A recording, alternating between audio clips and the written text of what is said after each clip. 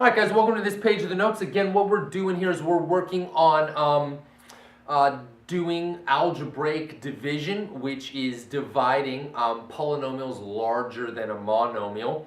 And what we did on the previous page of notes was we saw a couple of examples where they were evenly divisible. You wound up with a remainder of 0, which doesn't happen very often. Actually, it's pretty rare to wind up with a remainder of 0. And also, we only saw one problem where you needed a placeholder, which again is pretty uncommon. A lot of times you'll need to add placeholders. So we're going to go ahead and do a couple more problems where some of those other things are going to show up. Either you don't get a remainder that's 0 or you're going to need a placeholder. So let's go ahead and try this one.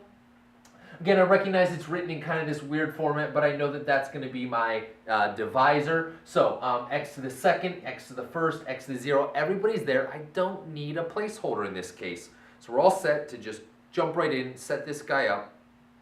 My dividend underneath my long division symbol. My divisor out front, and step 1 is going to be to divide x squared divided by x, which of course leaves me with an x. Step number 2 is to multiply. X times x is x squared, and x times a negative 5 is going to be minus 5x. Step number 3 is to subtract. Don't forget your parentheses so that you remember to distribute the minus sign. X squareds cancel each other out. That becomes a positive 5, which means a negative 2 plus, a negative 2x plus 5x would be a positive 3x. And step number 4 is bring down. Okay, so now I've gone through all 4 steps. I go back to the beginning and start again my reduced polynomial, 3x. So I take my first term, divide by the first term in the divisor, and I wind up with a 3. And we do step number 2, which is multiply. 3 times x is 3x. 3 times a negative 5 is a minus 15. Step number 3 is to subtract. Don't forget your parentheses so you remember to distribute. Everybody drops out, and this one was actually pretty easy. You didn't need any placeholders. You wound up with a remainder of 0, and so your answer is x plus 3. This dividend is evenly divisible by my divisor. All right, here we go. Lots of times you will see these as multiple, well, lots of times. Standardized tests, you will see these as multiple choice questions. Of course, SAT, ACT, all multiple choice. Well, they've added the short answers section now, the student-produced responses. But for the most part, right, it's a multiple choice test. And so I just wanted to give you an example of what these might look like as far as multiple choice questions. So here we go. I give you the expression. I want to know which one of these is it going to be equal to. So we'll go ahead and set up the long division. See if we can figure out which one of these it is. All right, here we go. Do I need a placeholder? I have a squared, a to the first, a to the 0. I don't. Everybody's there. I don't need a placeholder. A squared plus 7a minus 11. That's my dividend.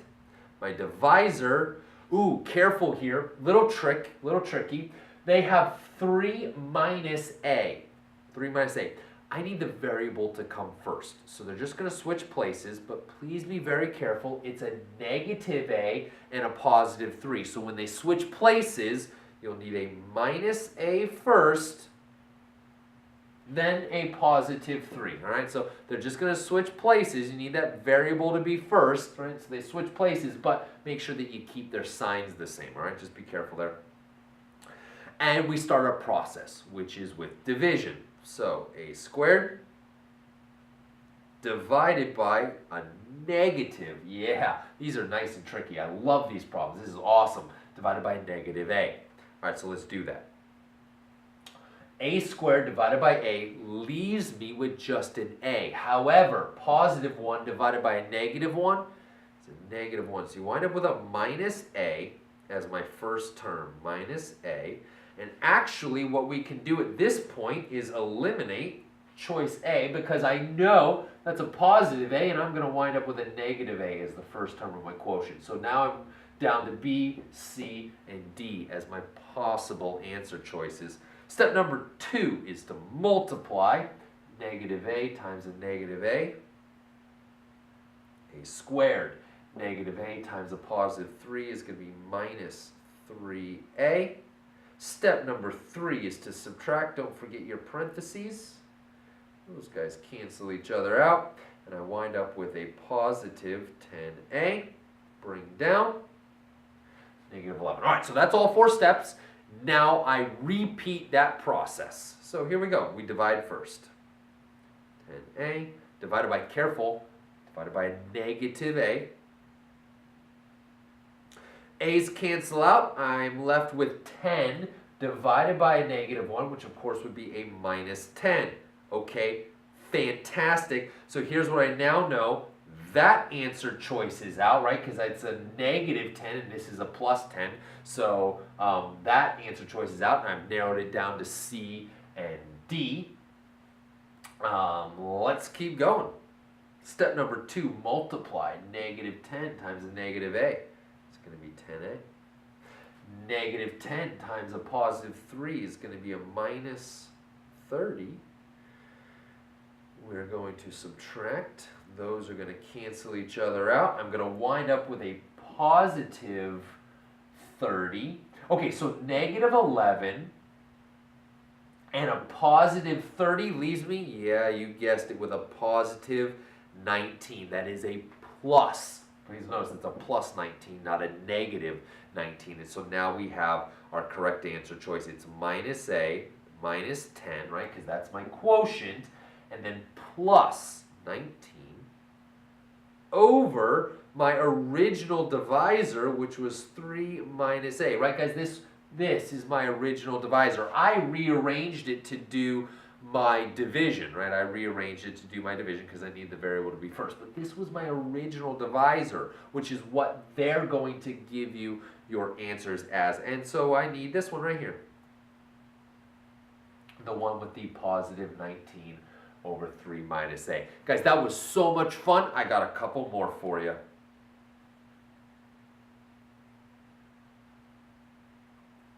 All right, let's see if we can run through this one real quick. Oh, and real quick, there's a little typo here in this one. Actually, this needs to be changed, both of these to plus signs. So both of those should be plus signs.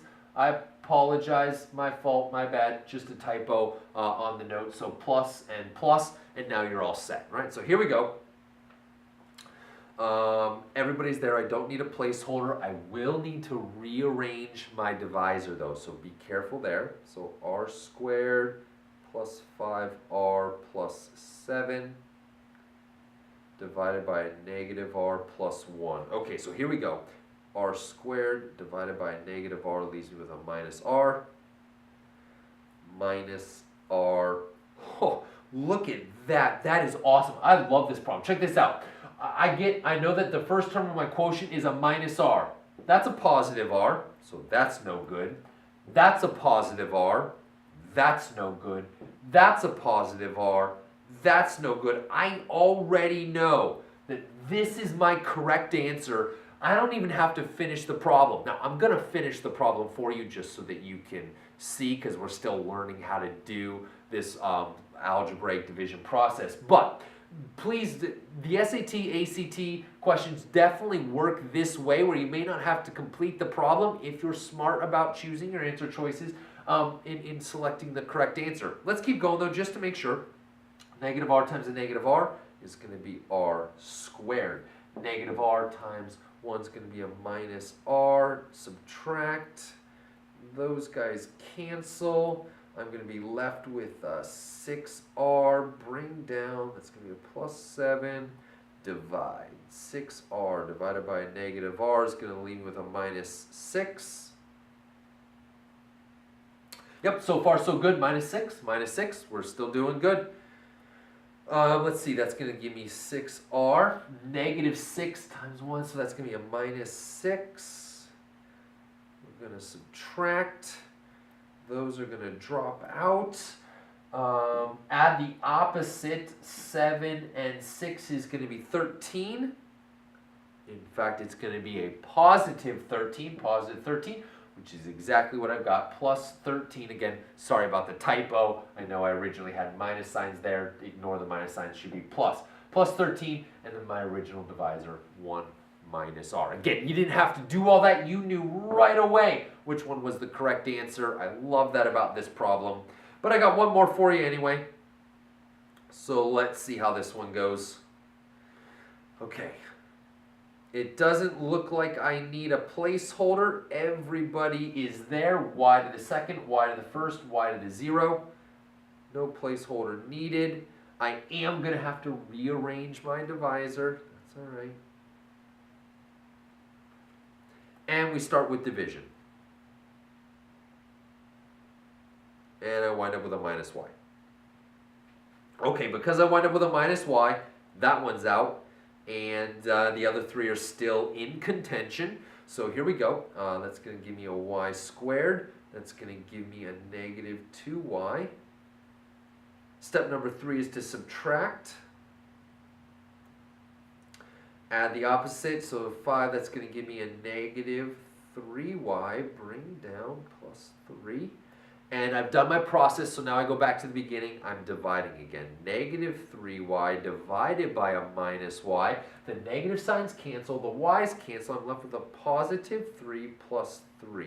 Okay, so of the one still in contention, minus y plus 3. Minus y, all right, so that one is out. Minus y plus 3, yep, minus y plus 3, awesome. Okay, so these are the two still in the running. Let's see, that's going to give me a negative 3y. That's going to give me a positive 6. Subtract. Those cancel each other out. Positive 3, negative 6 means you wind up with a minus 3. Minus 3 means that my remainder is going to be negative, and I've got myself my correct answer choice. Guys, hopefully at this point you're getting much more confident, much more comfortable with this algebraic division process.